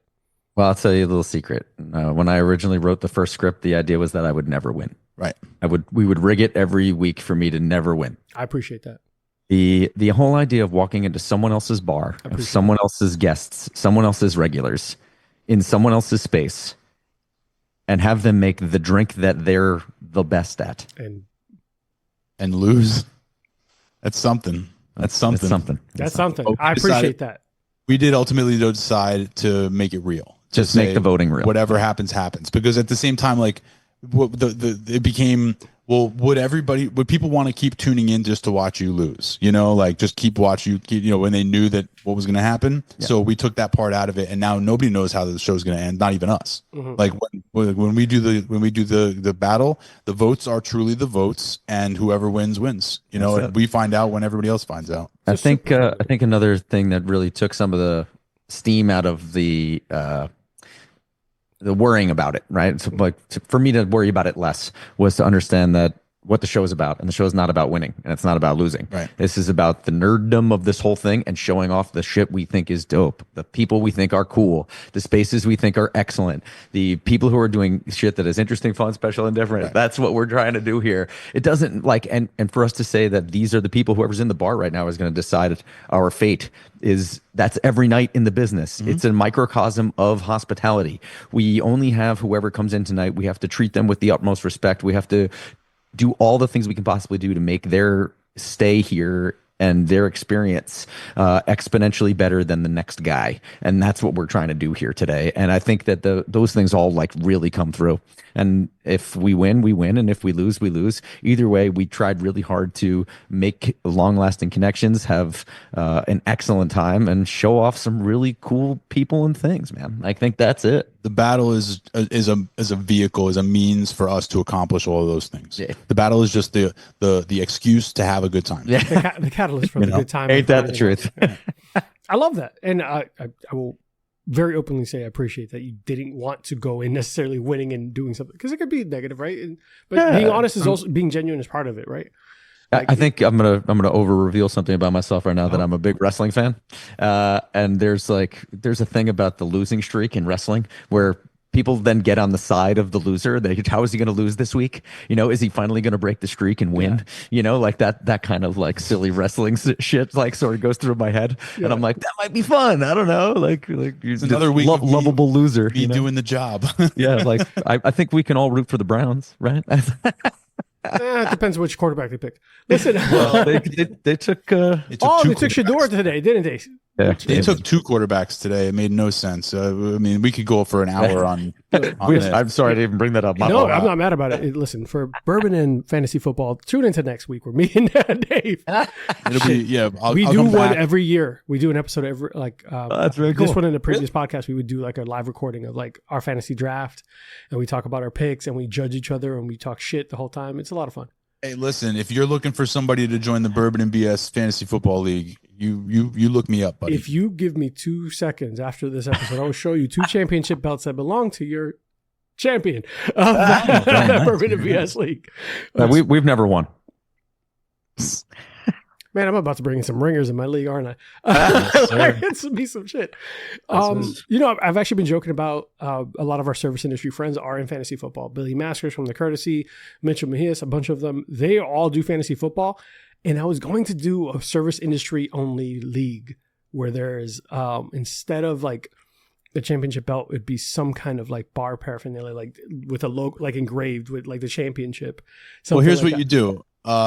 We have. Hey, I'm seeing Alby's face. No, the reason I know what he's thinking. Again, I know what he's thinking. So we were very fortunate. What happened was, like, as we were putting together the show, I decided I wanted to have like a little GoPro in each corner for when the bartenders do battle. Like when he reaches into the corner to pick up his whatever, I go to this corner shot and we go to that corner shot, right? Just to give you more angles behind the bar. And then I thought to myself, wouldn't it be cool if we kind of got a bar tool company to sponsor this camera and make it the bar tool company cam, right? And every time we went to this shot, we would have the bar tools company's logo right there. And then they would also sponsor the Behind the Stick series. And I was like, that's a great idea. He's like, but how are we going to pull this off? And I said, don't worry. When people see that you're going to win a lot of races, they're going to want to put their logo on your race car. Yeah. So we're in Portland hanging out with his friend Matan. And we're at a bar between days of shooting at Westward Whiskey Distillery. We're just hanging out, talking, whatever. And Matan's just casually brings up in conversation. He's like, oh, yeah, I just bought into this bar tools company. He's like, I don't know what I'm going to do with it yet, but I own this bar tools company now. And I look at Albert and I look back at Matan, and I already had in my pocket. I had a copy of the video. Like I had a video clip of our trailer / intro to the show with a dummy logo on it for the shot. It said your logo here in green. So Matan gets up, goes to the bathroom. I go to Albert. I'm like, Albert, I'm going to pitch him as soon as he gets back. As soon as he comes back from the bathroom, I'm pitching him on this. So I showed Matan the thing. I explained to him what I thought would be a good idea. He says, that's a beautiful idea. So we are fortunate enough to be sponsored by Bull in China. They're in Portland. They're an incredible bar tools company. And if you go to bullinchinapdx.com, you can use the promo code S4S-hookup and you can get 15% off your order at bullinchinapdx.com. So for your viewers, and if you do want to get custom barware made, we should talk offline, all jokes aside, because we do have a hookup for that. Yeah, he also Matan being the awesome human that he is. Yes, he's great. Personalized a whole bunch of gear for me for my wedding. So he had a whole bunch of personalized gear made for all my groomsmen. All have their own shakers and Hawthorne strainers and spoons and everything with their names on them. Where were you guys a year ago when I handed them like all these? I promise you, I will send you pictures. I got custom made barware for everyone. Oh, very cool. That's cool. In a box and everything. It had the custom pictures of their signature drinks that I thought resonated with me and their relationship. Oh, very cool. Yeah, that's super sweet. I'm a nerd, bro. Like if I tell you, even I also worked for Bardstown Bourbon Company for about a year as one of their reps here in New York, and they were super sweet. And they engraved a couple bottles with my wedding date on them for all my groomsmen as well. So that was a pretty cool one. That's actually what I'm drinking right now. I saw that bottle, and I wanted you to kind of touch a little bit about Bardstown. Hey, my God, do the plug. Sure. Do the plug. Tell me about Bardstown. We're not gonna full plug them yet. Stay tuned. We've gone through marketing level 1. That's what I've been told. But if we can get to marketing level 2, then we'll be talking. This podcast is not sponsored by Bardstown Bourbon yet. It's a super cool company. They do really dope stuff, and they're like the Discovery series and all that stuff that I've tried before. It's been fantastic. I'm never mad at any of the stuff I've tried from them. This is a collab series, right? So this is collaborative series. This collaborative series is the Amaro Nonino finish. So, excuse me. Oh yeah, I know the Amaro. You haven't seen that. You know why you haven't seen that? Why? Because I have the bottle. That's right. You're the only one who has that bottle? No, there were it's super limited edition because the Amaro Nonino was so hard to come by. Yes, it was super limited edition. This was a gift from the Northeast rep for me for my wedding. So I just recently cracked it because it's delightful. But it is here's the bourbon plug for this. 80% of it is 12-year-old 75% corn Kentucky straight bourbon whiskey. The last 20% is a blend of 2 different Indiana ryes. One is 7 years at 51% rye, and one is 6 years at 95% rye. And then it says it stays 17 months in an Amaro Nonino cask to finish. So, damn delight. Delicious. And then the actual strength on it is 55.5. So that's not bad. That's a little good amount of heat, but not something that's going to burn your senses. Yeah, you know that like orange blossomy light vanilla that Amaro Nonino has? Yeah. all over the nose here. But the back end of it is all of that spicy rye combined with like that little touch of like baking spice that you get on the back of Nonino as well. So it's like it starts in Nonino and finishes on Nonino. The center is the heart of this bourbon, and that has a little rye kick to be like, don't forget we're here. We're also here. We're Indiana rye. That's a beautiful sounding bottle, and I'm super jealous. So happy to share it with you whenever you're up here, brother. Yeah, man. I will be probably there's a few bottles back there. I don't know if you saw. There's a couple. Top right, well, over your left shoulder. Not right, your left. Yeah. No, Bar sounds one of those distilleries that's doing some super cool stuff. Same thing I appreciate about Rare Character. A couple of these distilleries that are doing some blends and aging and processes and finishing processes that I get to have some fun with. They get to have some fun with it, and I get to enjoy. So I guess I get to have fun with it too. So fingers crossed that they'll be part of our next season coming up. But Rare Character or Bardstone? The Bards. Yeah, the Bards. Okay. And Bards also owns Green River now too. So that's also possible. Yeah, right there. Is there a GR back there? Yeah, there's 2 bottles of Green River, some Wellers. It's usually lit up, but my room's a mess. So the office is a mess. The weeded Green River, I think, is the best price point weeded bourbon around. Sure you can't see? Because that's exactly the one I have. The weeded bourbon. Nice. Yeah, the weeded is like good choice. Yeah, for an everyday. Not that you should be drinking bourbon every day, but you should drink bourbon every day. At least a little bit. Hey. Helps take the edge off. So I'm glad to see that audiences are responding well. People are hitting you up, and people are giving you more reasons to keep making more content, right? And part of the knowing what your audiences want is going to make you super successful at it. What do you hope Spirit for Spirits adds to the bar culture and craft community as a whole? When you start thinking about, one, you are elevating those, showing those ships up, like you said, like elevating these names, establishments, and locations. What's the end goal, and what do you hope to accomplish with it? That's a really great question. When you had asked me, when you sent a little bit of like the teaser on that over, I started giving it a thought, and I was like, did I have an end goal in mind that wasn't like, I just don't want to have to go to work anymore in the same way I go to work? Like it's still work for anyone at home who thinks content creation is not work. No, but I don't want to have to, like, there's a glorious thing for me in the end goal of working for yourself, right? That's a goal, right? That's a real life goal that I think is true. But in the context of what I think it could do for the business, I think there's this really weird thing about bartenders, especially young bartenders. And I was the same way when I was young. There was a million things that I didn't want to do behind the bar. I got a ticket for a mojito, and I rolled my eyes and huffed and puffed and did all these other things. And now I get a ticket for a mojito, and I'm like, oh wait, I can't wait to do this thing. I've been saving this mint syrup for 3 days. I made it 4 days ago with this, with the mint that instead of throwing it away, I made syrup, and I took that syrup, and I was hoping I might get a ticket to show off this really cool thing that I did and just make something that's awesome for somebody. You know what I mean? And I think for me, the knowledge is power element of it, combined with it doesn't have to suck. You go to the bar every day. Everybody else goes to work all day long, and then when they're done with work, they finally get to go to the bar. You, as a bartender, you get to just go to the bar, and they pay you to be there, and that's awesome. You know what I mean? Like, whatever it is that you have to do while you're there, so what? Like, that's the gig, man. You come in, and if the drink is weird to make, or there's something that you don't know, you can learn every day. You can get better every day, 1%, right? 1% better every day, and whatever that means, and how we can do that every single day. I think if I can inspire in that way, that some of the knowledge is really fun, the places are really cool, the way we can treat each other and just like really have a dope experience and let the people that are experts in their field create for us. I think if I can accomplish any of that in just a 1% way, I'll be really happy. That's awesome. I like to,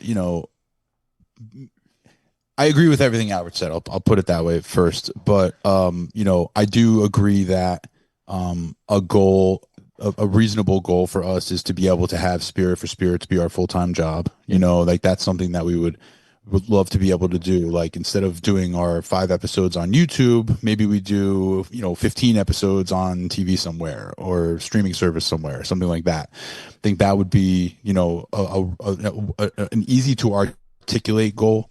One of my earliest goals, like back in 2018 2019, when we were like really sort of still planning this, and I was the influencer economy didn't really exist at that time. Like influencers weren't as prevalent or as much of a thing as they are now.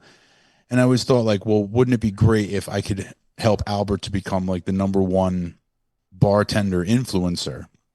And at that time, it sounded like a really silly thing to say. So real now, but it's very real now. Yes, it's exactly. A real thing now. It's really like, so in some ways I feel, kind of like patting myself on the back that I had the foresight to be like, okay, this is something that we should think is important, because I think that it is important.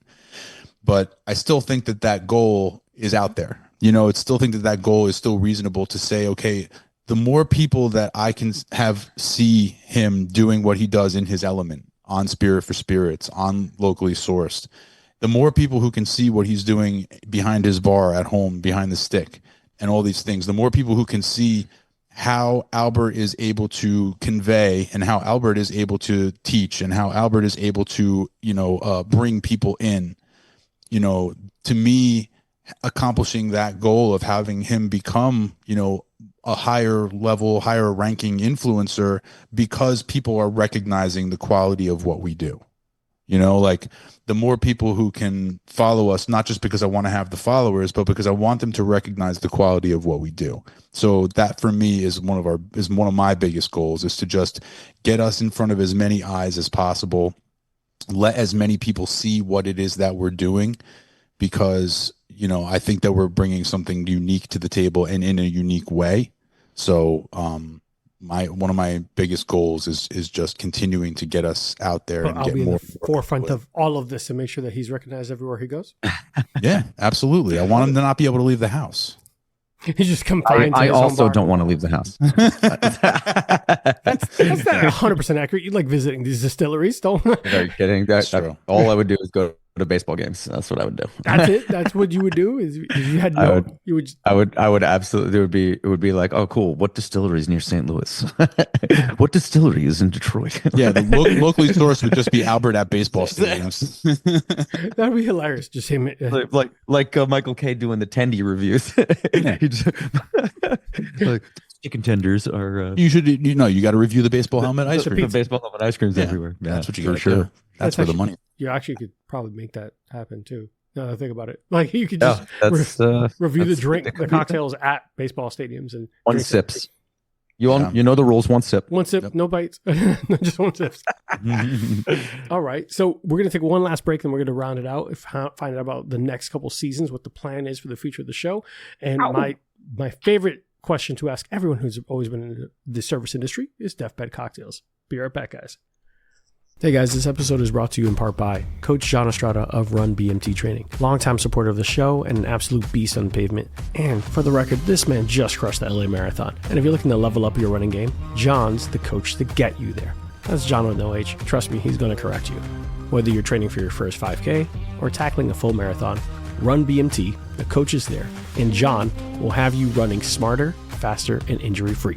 So if you need expert coaching, hit up John at blackmattertraining.com and tell him I sent you. Now, he might not give you a discount, but he will make you a better runner.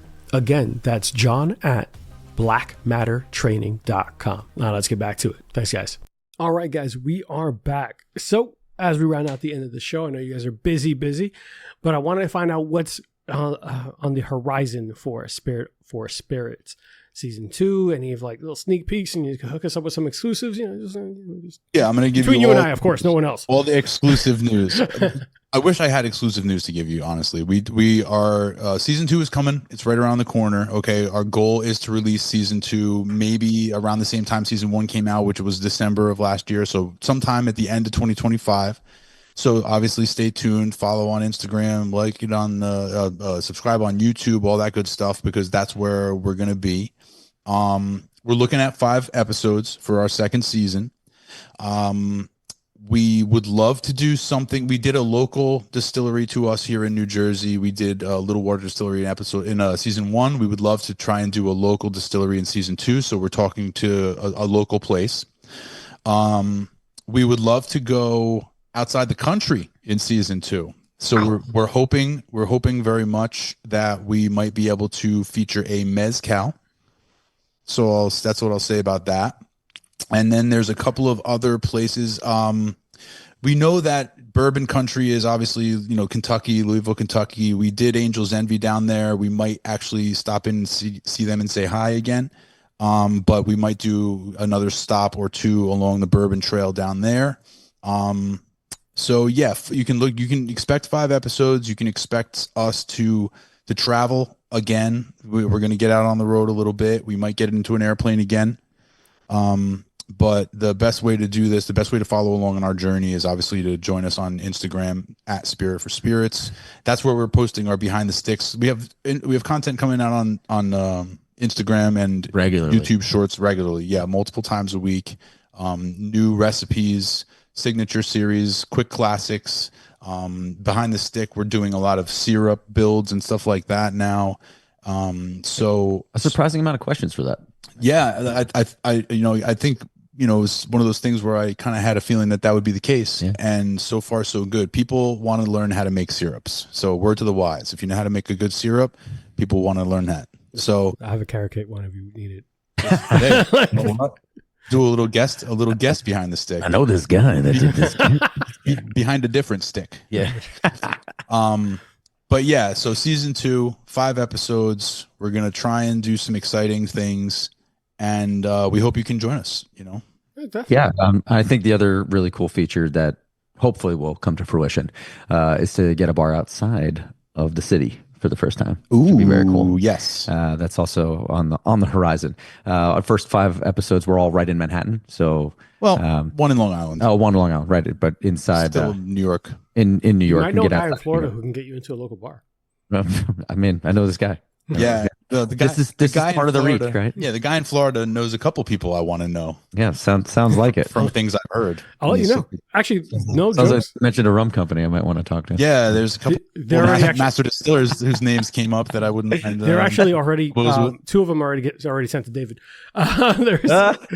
So funny enough is like you guys were talking about the competitions. We have local competitions too. So we recently had a Jim Ramos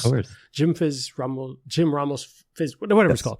Ramos Fizz. You got it. Yeah, we had it on Monday, Death in the Afternoon, which is an absinthe bar. We had a couple of other cocktail contests that went on throughout the city, and you don't realize they exist until you really heavily get into the service industry. Even there, like the Bartenders Guild of Orlando, Florida. Like they are doing competitions consistently. So like, it's and they're really fun, man. Like somebody should be out there shining a light on this stuff. And that's really what we're focusing on. We want to be able to show, what the cool things that people are doing behind the bar and behind the bottle. Yeah. Not just me, but everybody else too. Everybody else is let's doing. Make this whole thing. It's supposed to be so much fun, man. Like, I don't know. It's a thing we literally fought and died for in this country to get back. Yep. Straight up. The Volstead Act, and like trying to get back this thing, and we have it. Let's fight for it. One of the things I've spoken to a lot of my listeners about, because they are surprised by how prominent the service industry is, like almost like an underground world exists that they know nothing of. Sure. So when you hear about these these cocktail enthusiasts and then these bartenders that work from service industry and learn across the country, learn around the world and all these things, and they just think the dude's pouring a Jameson and ginger for them, or they don't realize that these competitions and these people are intertwined and connected, and service industry is so much more in depth. When they listen to the show and hear the people in the service industry, it's like, wait, what? There's a go-go competition, guys versus gals, that's sanctioned by multiple rum companies and all this. Love it. Yeah. I love it. This is massive. Like, this is a big freaking deal. If Microsoft Excel could have a world championship, so can Sprit. My tikis are my favorite glass of wares that I have. Because I have a Chewbacca tiki over there. I have Chewbacca the Wookiee tiki. I have a Book of the Dead, the Necronomicon from Evil Dead. I have one of those tiki glasses from one of those places near you. Paradise Lost in New York City. Oh, very cool. Yeah. Have you guys been there? I haven't. All right. I work at night. It's hard for me to go out. It's tough. I don't drink. That's fair. That's fair. Fair enough. He doesn't. And drink. I don't drink. So wait, what? Yeah. I made him a fake Negroni over here. It was a no grony. It was a no grony. Yeah. I respect it. Yeah, I gave up drinking several years ago, and now I'm really just the other guy now. I'm really just the other guy. Nothing we wrong always with have the driver. Yeah, I'm the designated driver. We did a whole series on no ABV alternatives. So using things like, for those who like it nowadays, which is THC, or just using Ritual or Kentucky 75, non-ABV alternatives taste the same, and you can still have the social, like athletic brew, all that, the social aspect of it. There's no shame in it. I love it. I actually built a whole. So I took the idea of what goes into a Negroni and built fake ingredients out of it, and then built a fake Negroni with all things I had in the house. I was juicing fresh oranges for my wife to have fresh orange juice, so I saved all the peels and then used that and some beets to create the idea of Campari, right? Orange peels and the color of beets. I used red verjus, which is, fake red wine with baking spices and touches of vanilla and just a touch of sugar to create fake vermouth, right? The idea of fortifying wine, red wine, and spicing it in that way. And then because I'm me and I have all these things back here, I actually have things like gentian root and orris root and actual juniper and all those things, and I boiled that with some herbs as well. Yeah, I have all kinds of crap back here. It's ridiculous. Like I said, my wife hates me. We gotta talk. You gotta send us a shopping list. Yeah, it's kind of absurd. Oh wait, do I have pine needles? Yes, I do. What do you mean you have pine needles? I have 3 different kinds. You never know. Yeah, you never know. But all that to me, again, like just saying the 3 different kinds of pine needles, right, or whatever vanilla is, harkens to remembering what things taste like, smell like a good memory. To have a good palate is to have a good memory. So, like, do you know what vanilla tastes like? What do you think of when you hear vanilla? Are you thinking of Turkey Hill French vanilla ice cream? Are you thinking of the vanilla that was added into a pancake? Are you thinking of vanilla extract? Are you thinking of a fresh vanilla bean cut? Are you thinking of the outside of a vanilla bean? Are you thinking of the infusion of vanilla into another simple syrup? Not thinking of any of those things. I was thinking of chocolate. Right. I was thinking of chocolate. But that's the idea, right? So, like, how are those? What are those flavors all actually about? And then how do they actually taste? Yeah. You know what I mean? Like, I don't know. I'm like getting into the depth of, when somebody says vanilla, what does that mean? It's not just the content of vanillin; it is a million other things. Right. What does anything mean, really? I don't know, man. Wait, look, we have not enough drinks for me to start going down this exercise pathway. That is an after dark episode, and we're not there yet. Not quite. It's still the East Coast. We're okay out here. Yeah. We're still fine. We're still fine. 2 hours from now, hit me up. Because that's my midnight now. So the question I like to ask everyone in the service industry, because I just think it's interesting, and for that context, if you can give us why, is what's your deathbed cocktail? Is the first part of the question. Yeah, deathbed cocktail. This means like the last one you would drink on your deathbed, the one you like the most, essentially. Like to have on your way out. I think this is what I would build. Mine is chocolate milk, simple. It's easy. That's actually, I love that. Like chocolate's great. Nasty quick strawberry flavor. Stirred, not shaken. I think if I was to build it, it's probably in Manhattan. It will be something closer to BD4, which I just had posted that video for. But the Spirit itself would be my favorite bourbon I've ever had, which is Parker's Heritage 27. Would be the base in it. It would have almost certainly Antigua Carpano in it, because that was like the vermouth that changed my mind about cocktail making. That's another story from another time. Sure. That I was like, whoa, I didn't know it could be this, because I've been drinking Cinzano and M&R for so long. I was just like, I didn't know that it could be this other thing. And then that sort of like launched me into that. I would almost certainly have Fees Brothers Whiskey Barrel Bitters on the back end. Okay. I might cut in some Cherry Hearing as the other part of sweetener. And there would certainly be some sort of little touch of either vanilla or cinnamon in it to represent some of my wife's favorite flavors as we were going out, because there's always cinnamon or vanilla around because of her. She loves cinnamon and stuff. So that sounded like a really long way to say it would be a dope ass Manhattan. There's no wrong with it, man. I love that. I love the fact that also you want to make it yourself. You love that I'm building this for myself. Yeah, because I never once put that nuance in there. I just said, what is? It could be a cocktail you had in a Las Vegas bar one time, but I designed it. Go get that Parker's Heritage. Open that $6,000 bottle of bourbon for me. It's my deathbed, Dan. That's my deathbed. I can have whatever the fuck I want. Hand it to me. It's true. You can have whatever you want. All right. So I don't know if this is going to be the same answer. That what is your Mona Lisa or your proudest cocktail? the cocktail. Oh, very cool. I made a really dope chocolate milk one time. Wait, was it Nesquik or did you use like a different chocolate Because here's a trick. You use chocolate milk and chocolate to make chocolatier milk. I see what you did there. Yeah. That's pretty good. It's like a double chocolate. Double down milk. on the chocolate. Yep. Two times. That's pretty good. Yep. And then infuse the whole thing with Cocoa Puffs. And a foam. A nice, rich, thick foam. Tune in for foam with us. Bourbon and BS. Wait. Chocolate milk and Cocoa Puffs. We're not doing this. I'm not going down this path. I can't. Mona Lisa. I think I'm going to say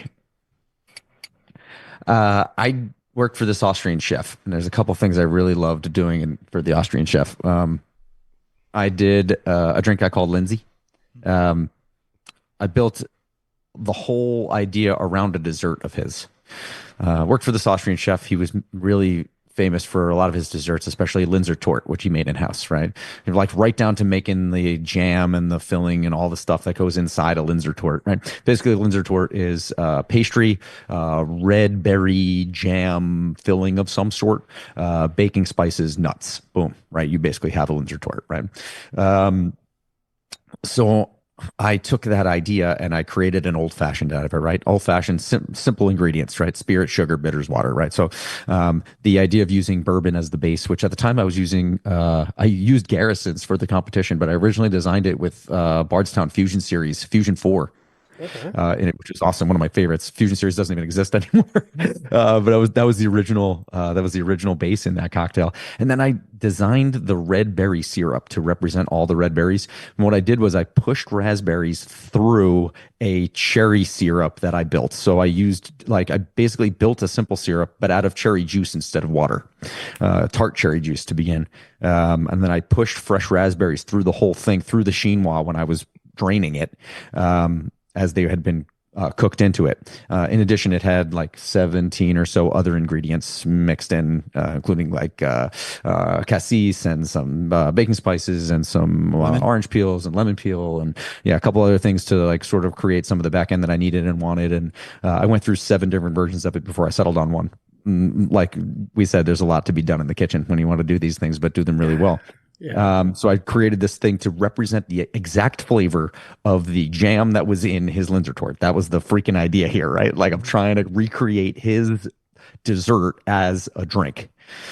And then I was like, well, how am I going to like bitter this back end and represent these nuts in this way? Originally, I wanted to do some sort of nut cluster, like with chocolate or something as a garnish, and I decided against it and ended up using Fee's almond bitters and Fee's whiskey barrel bitters, which have so much more cinnamon and clove to them, and the almond creating the nuts. And I used those 2 dashes as the idea here, where we have the hint of nuts, the beautiful spices from the whiskey barrel bitters. This super rich and delightful red color and flavor from the pushed red raspberry cherry syrup, the beautiful bourbon base. It just needed a perfect garnish. And I got the pastry department to cut Linzer cookies for me out of almond flour that they were already making. So the pastry department, they were rolling out 6-inch cookies and like just cutting them beautifully and powder sugar them. And we were garnishing this cocktail with a cookie that I had never done before. So the idea of a dessert then becoming the first thing that someone was ordering when they were coming in, like it all came out of this dessert that he did. And it has this beautiful story about the history of the restaurant and where he comes from and outside of Linz and, like these real Austrian things, working for this Austrian chef. The things have to fit, man. Like they have to be authentic. They have to be real. They have to fit into the thing we're trying to do here. What gives it purpose? Like what makes it special, right? Why is it here, right? If I was building a beautiful margarita there, it doesn't make any sense, right? Why are you using tequila in this Austrian place? Is there local tequila there? No, it doesn't come from there. Just like that, those sorts of things. But I can build a bourbon drink out of there because we're in the States and I am still representing us and where we come from, the native spirit of the United States, bourbon, and I'm representing this culture that I'm part of in this specific space in this restaurant. So I think for me that really just was a huge culmination of a whole bunch of different thought processes and things all together. I ended up using that cocktail with Garrison Brothers to win their cocktail competition, which changed my life, enabled me to get the money to buy the ring, to be married, and all that stuff. So very, very cool moment of that cocktail sort of changing my life. And I think that speaks into that Mona Lisa sort of thing. And if you take a look at our Instagram, the signature series on the Lindsay will be posted. I don't know when this episode comes out, but it's going to be posted at the very end of April, the month that we're in right now.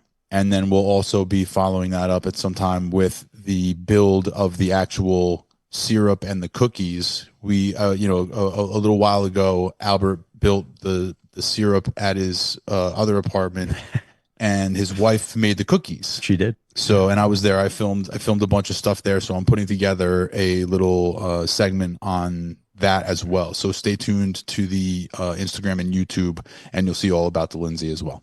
I'm excited to see that, and I'm going to share it immediately. So just like thank you. Pirate everything that I got. I'm going to rip everything I can from your pages. Hey, listen, man, that's the way it is right now. Right click save. Teamwork makes the dream work, brother. Make it happen. Prop up those ships. Hey guys, check out these people on this, and just post it on the top of my reel. Check out Spirit for Spirits on my account. No, I don't want to do the thing where like the video's playing right next to me. I'm just pointing at it. I'm not doing that. It's like, hey, I could show you how to make this syrup, or I can and just point there. Like, I guess I would love that. That's a syrup. That is very funny. That's the plan. Don't play around. You'll find out. We are on TikTok if you want to do some fun stitches or whatever. We're on TikTok too. Don't play around. We will do that find us there soon. Find us on TikTok. All right. And last but not least, you've mentioned your lovely wife, so I assume this cocktail is going to go out to her. What would be the drink you make the person you care about the most? And it could be chocolate milk for Dave.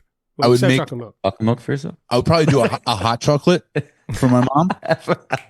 Make a hot chocolate for my mom. Fucking love that. But basically, what I would do is just make chocolate milk and then heat it up. And I will tell you, she's a sweet lady. She's a sweet lady. Does she like chocolate, hot chocolate for real, or would it be funny? Because like my mom, sure. Oh yeah, no, my mom would love it. My mom would love just a good strong coffee, which is the weirdest thing. Like it could be 9 p.m. at night. I want coffee.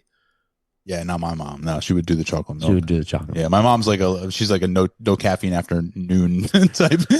I'm no caffeine after a certain time, and she's just like, no, it's fine. Just a little bit of coffee right now at 10 p.m.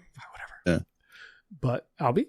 Let me see. Well, for my wife, big Manhattan drinker also. It's going to have cherry hearing in it. Spoiler alert. Really? She loves the cherries, man. She loves it. That's why I like it. That's why I'm laughing. She loves the cinnamon. She loves the cherries. It would probably be that exact Manhattan that I put on my deathbed. So both of you just have cherry hearing in it. He would freaking love that. You'd make two, one for you. I'm out.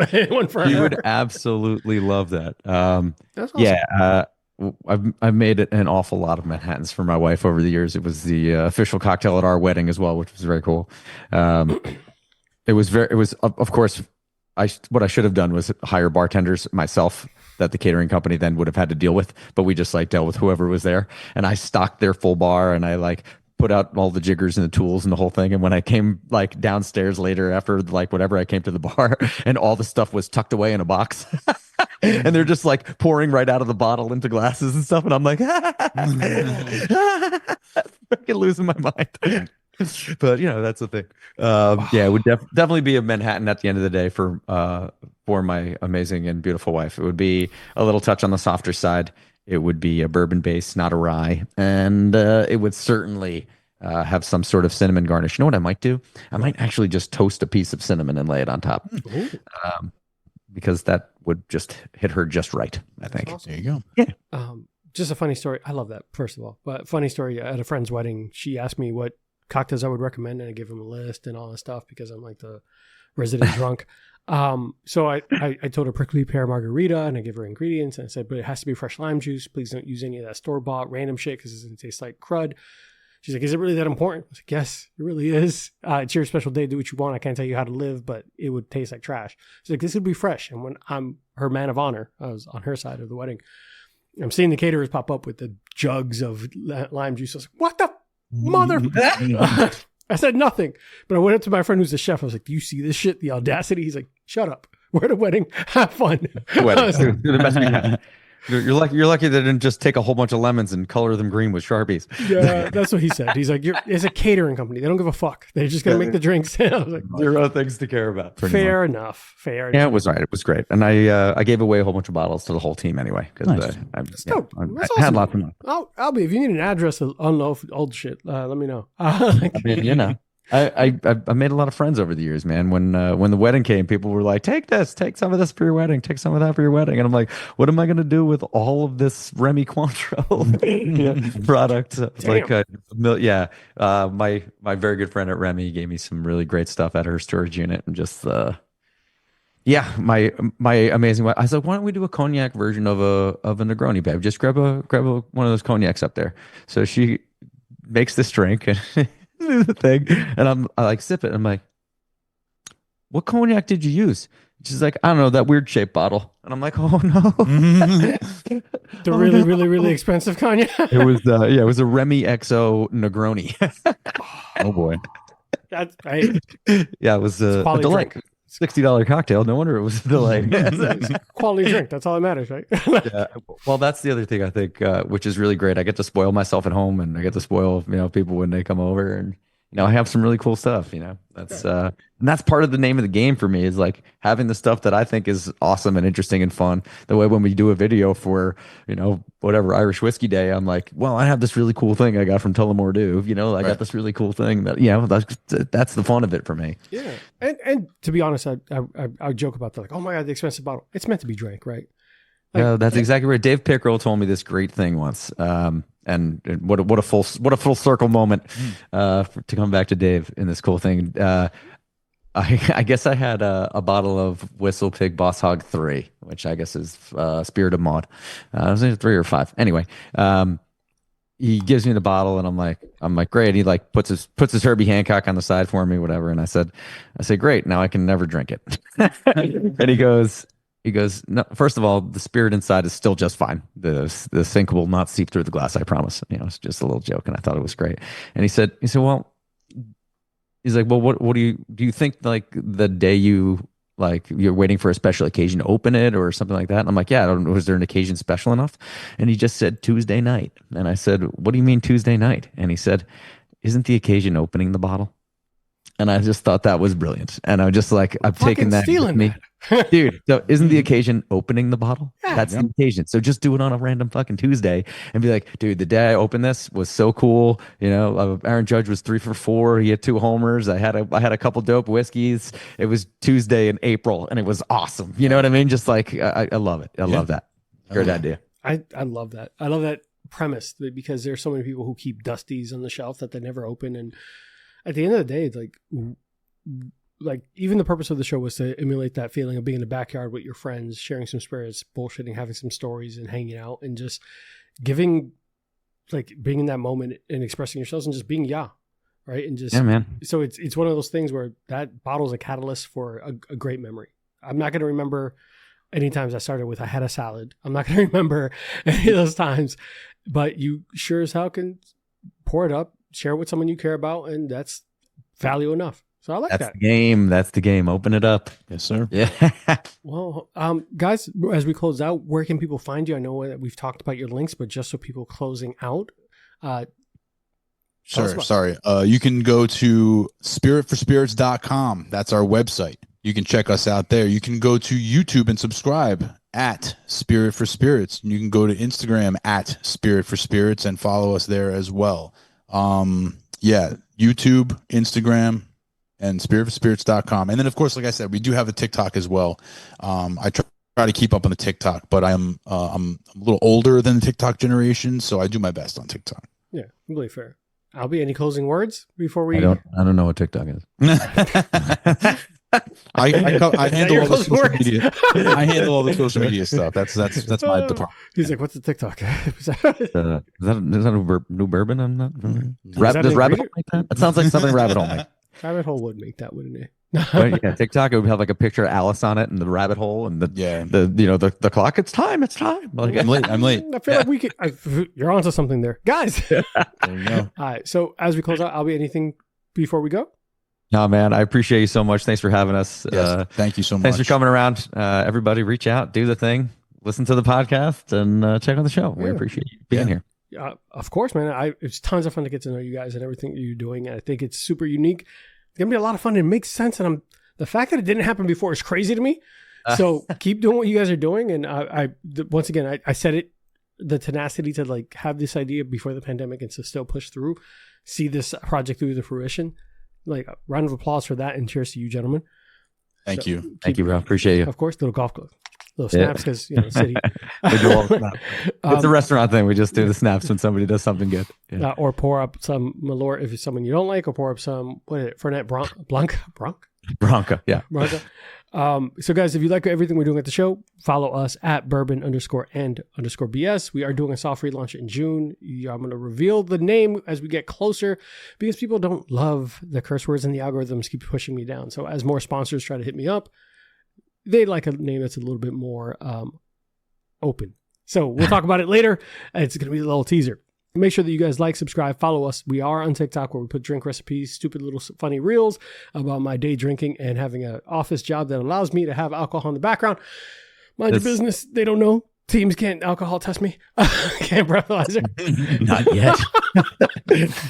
Why are you trying to wish that into the world? What are you doing? Yeah, no one can do that. Like, can you breathe into this before you start the meeting? God damn it. I did this, didn't I? But like, subscribe, share, give a 5-star review. If you don't like the show, give a 5-star review and tell me why you don't like the show, because that's the only reason I'm going to take you serious. But of course, all jokes aside, guys, keep being good to each other. Share something with a good friend, and make sure you follow Spirit for Spirits, as I'm probably going to steal some of their stuff and put it in my TikToks anyway. So take care, guys. Be safe. Bye. Hey guys, today's episode is brought to you by Burn Termite and Pest Control. I first met Joe Byrne on Full Frontal Nerdy Show and decided to give his company a try. They have been the best pest service I've ever had. From flexible scheduling, attention to detail, fair pricing, and everything you love about a small business, I highly recommend Joe Byrne and Burn Termite and Pest Control. It's a family-owned and operated business with over 30 years of experience in termite and pest. You can reach Burn Termite and Pest Control at 321-297-7985. Once again, 321-297-7985. And let them know Bourbon and Bullshit sent you. Thanks, guys. See you next time.